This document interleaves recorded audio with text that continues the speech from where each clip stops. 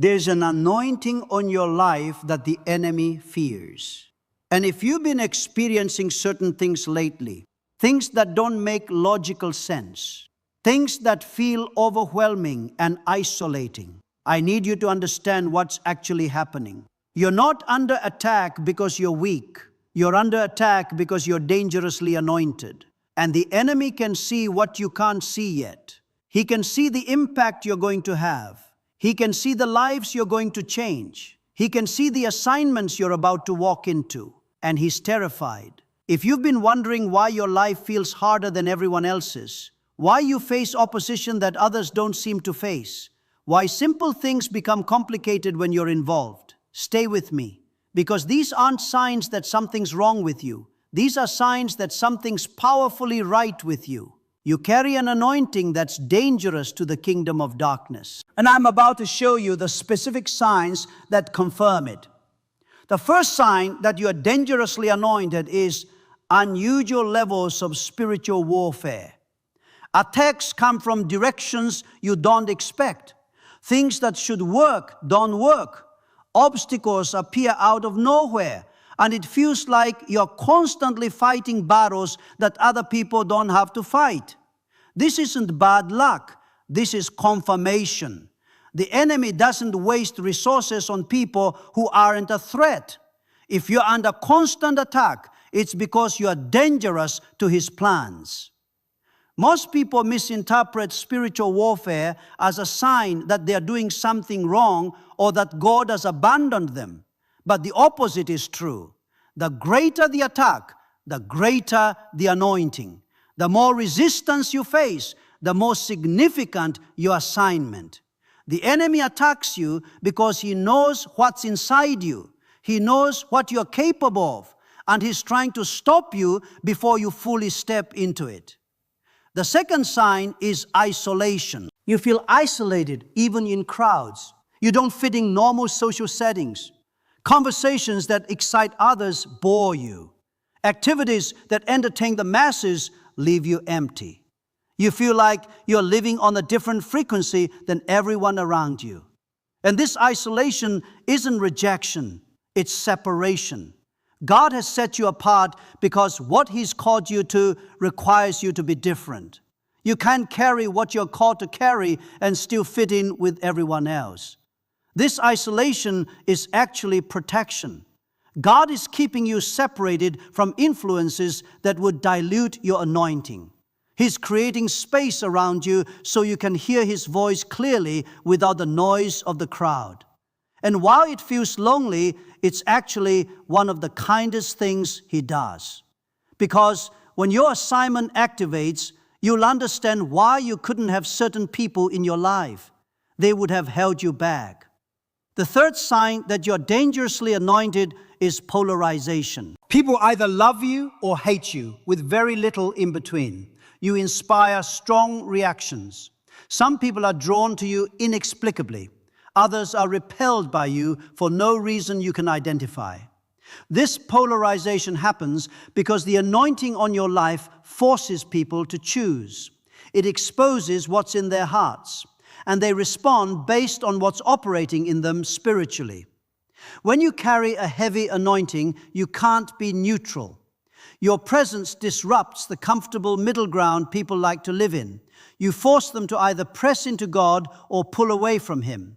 And their reaction to you is actually their reaction to what God is doing through you.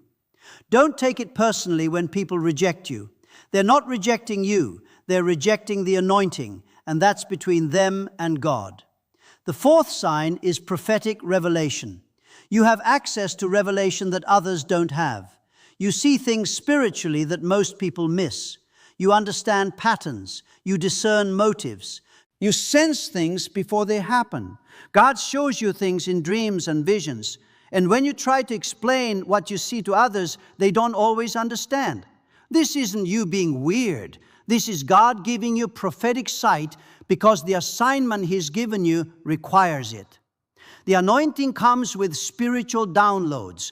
God reveals things to you because you need that information to fulfill your purpose. And sometimes what He shows you will make you uncomfortable. Sometimes you'll see things you wish you didn't see. But don't shut it down.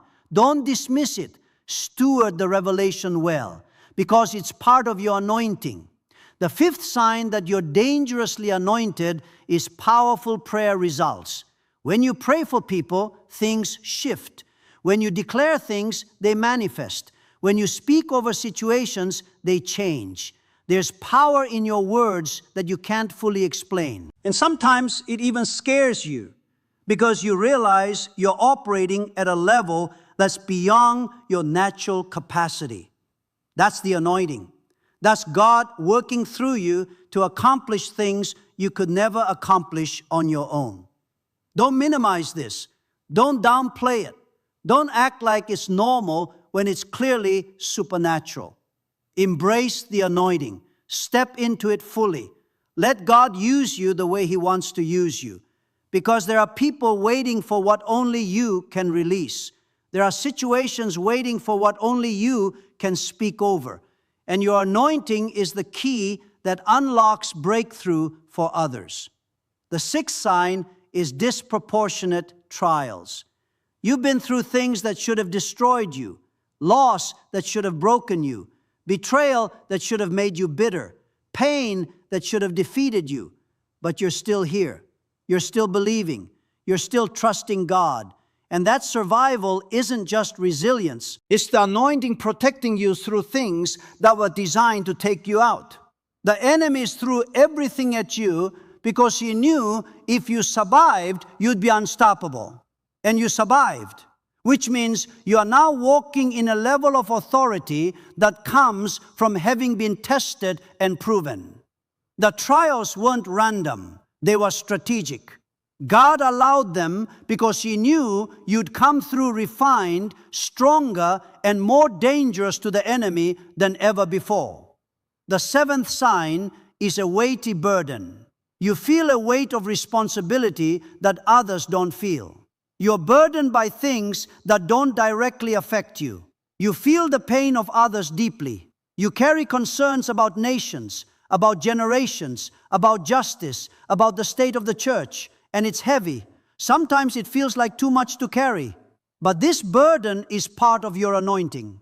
God has given you His heart for things He's calling you to impact. And that burden is what will fuel your assignment. Don't try to escape the burden. Learn to carry it well. Let it drive you to your knees in prayer. Let it motivate you to action. Let it remind you why you can't afford to live a small, comfortable life. You are anointed for impact. And impact requires burden. Embrace it, steward it, and let it push you into your purpose. Now that you recognize these signs, here's what you need to do. First, stop apologizing for being different. Stop trying to fit in. Stop dimming your light to make others comfortable. You are anointed, and anointed people don't blend in. They stand out. They disrupt. They challenge the status quo. Embrace who you are fully. Second, protect your anointing. Not everyone deserves access to it. Not every space is safe for it. Guard your oil. Be selective about where you release it and to whom. Your anointing is precious. And if you're careless with it, you'll find yourself drained, discouraged, and depleted. Third, develop your anointing. It needs to be stewarded, fed, grown. Spend time in God's presence. Study His Word. Fast and pray. Worship. Do the things that increase your capacity to carry what He's given you. The anointing doesn't just sit stagnant. It either grows or it diminishes. And your job is to make sure it grows. Fourth, use your anointing. It wasn't given to you to hide. It wasn't given to you to keep to yourself. It was given to you to release into the world, to impact lives, to shift atmospheres, to advance the kingdom. So step into it, use it, let it flow, and watch what God does through you when you operate in the fullness of what He's placed on your life. You are dangerously anointed, and the enemy knows it. That's why he's been fighting you so hard. But here's what he doesn't understand. Every attack he launches only confirms what God has called you to. Every obstacle he puts in your path only strengthens your anointing. And every trial he uses to try to break you only refines you and makes you more dangerous. So walk in your anointing with confidence. Stop doubting what God has placed on your life. Stop questioning whether you're really called. The signs don't lie. You are anointed. You are chosen. You are set apart. And you are about to walk into assignments that will prove just how dangerously anointed you really are. The enemy is terrified, and he should be, because you are about to do damage to his kingdom in ways he never saw coming. Your anointing is dangerous, and it's time to stop hiding it and start releasing it. The world is waiting for what only you can carry. And let me tell you what happens when you fully embrace your anointing. Doors open that have been closed for years. Opportunities show up that you never pursued. People seek you out for what you carry. God positions you in places you never imagined. And the impact you make is far greater than anything you could have accomplished on your own. But there's a responsibility that comes with dangerous anointing. You can't live carelessly. You can't play games with sin. You can't operate in secret what contradicts what you carry publicly. The anointing requires holiness, not perfection, but intentional pursuit of God. Because when you carry power, you have to also carry character. Power without character is destructive. And God won't release the fullness of your anointing until He knows you can handle it with integrity. So as you step into this, as you embrace what God has placed on you, make sure you're also submitting to the refining process. Let Him deal with areas of your life that need correction. Let Him heal wounds that would cause you to misuse the anointing. Let Him build in you the character that matches the calling. Because the world doesn't just need your anointing. The world needs your anointing flowing through a vessel that honors God in how it's used. I also want to address something that might be in your heart. You might be thinking, but I don't feel qualified. I don't feel ready. I don't feel like I'm anointed enough for what you're describing. And here's what I need you to understand. The anointing isn't about your feelings. It's about God's choice. He chose you before you felt qualified. He anointed you before you felt ready. And His decision isn't based on your assessment of yourself. It's based on His purposes for you. So stop waiting to feel ready. Stop waiting to feel anointed enough. You'll never feel adequate for what God has called you to. That's the point. It forces you to depend on Him. It keeps you humble. It reminds you that it's His power working through you, not your own ability. So step out, even when you don't feel ready. Move forward, even when you feel inadequate, because it's in your stepping out that the anointing becomes evident. And here's what's going to happen when you do. People are going to start testifying about encounters they had with you. They're going to talk about how a conversation with you changed their life. They're going to describe moments when you prayed and breakthrough happened. They're going to point to you as the catalyst for shifts in their circumstances.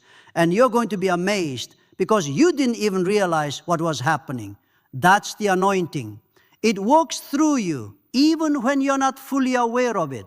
The anointing is dangerous, and so are you. Step into it. The world needs what you carry. One more thing I want to say. The signs I've described, the isolation, the warfare, the unusual results, those things can feel overwhelming, but I want you to see them differently. They are not burdens to resent. They are badges of honor. They are evidence that you're walking in something most people will never experience. They are proof that God trusts you with a level of anointing that requires sacrifice and commitment. So when the warfare intensifies, don't complain. Recognize it as confirmation. When the isolation deepens, don't despair. Embrace it as preparation. When the responsibility feels heavy, don't run from it. Carry it as a sign that you're chosen for something significant. Everything you're experiencing is preparing you for impact. And impact is what your anointing is designed to produce. The enemy has been trying to convince you that you're too much, too intense, too different, too complicated. But God says, you're not too much. You're exactly what the world needs. Your intensity is passion.